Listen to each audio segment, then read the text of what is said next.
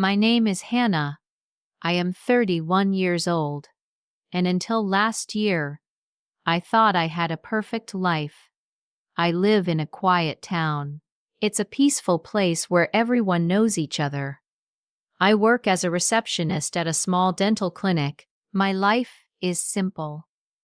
I wake up at 7 a.m., make coffee, go to work, come home, cook dinner, and watch TV with my husband. My husband's name is Ethan. We have been married for 6 years. He works as a delivery driver. He is kind, calm, and never raises his voice. At least that's what I believed. We tried for a baby for 3 years. 3 painful years. Doctor visits, tests, medicine, hope, disappointment. Every month I prayed. Every month I cried. The doctors finally told us it would be very difficult for me to get pregnant.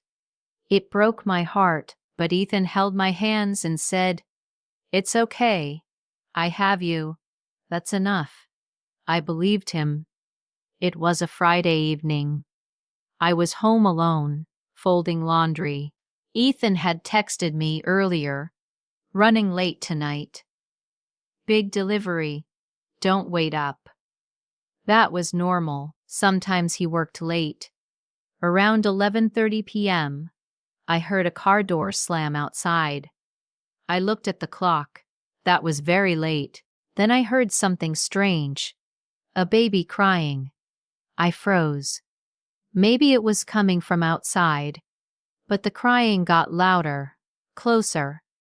Then the front door opened. Ethan walked in, and in his arms was a baby. A small baby, wrapped in a pink blanket. I just stood there.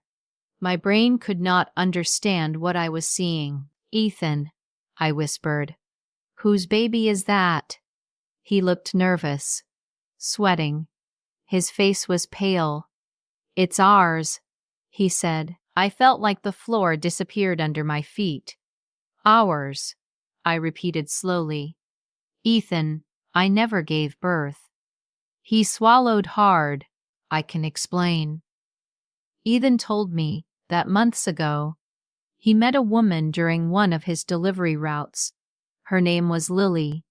She was pregnant and alone. According to him, she had no family and no support. He said he only helped her at first. Then he said they became close. My heart started beating fast.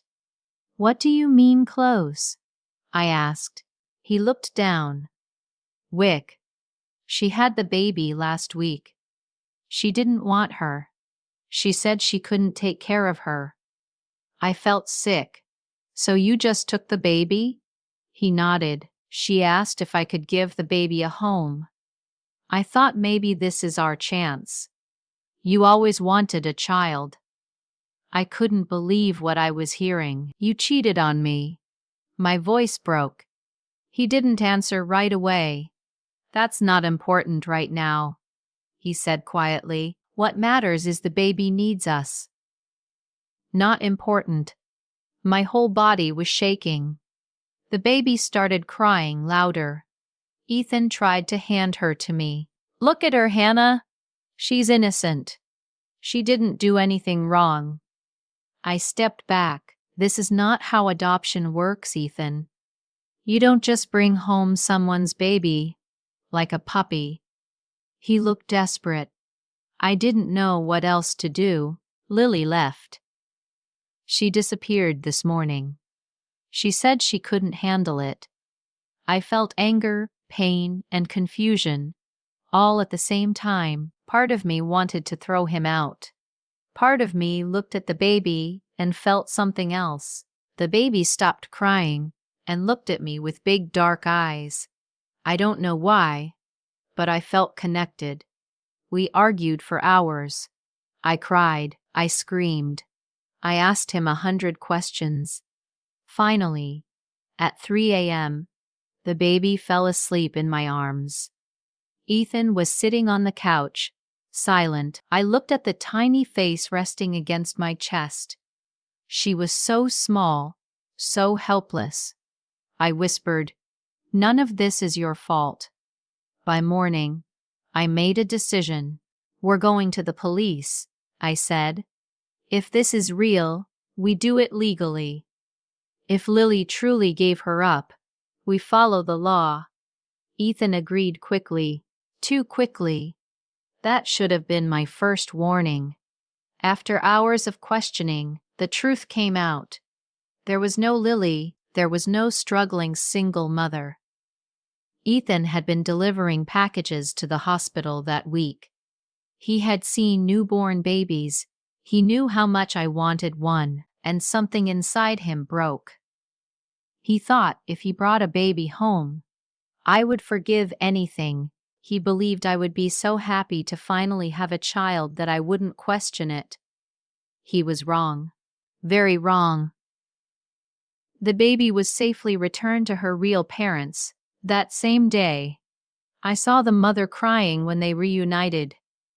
That moment broke me completely, not just because of what Ethan did, but because I realized I never truly knew the man I married.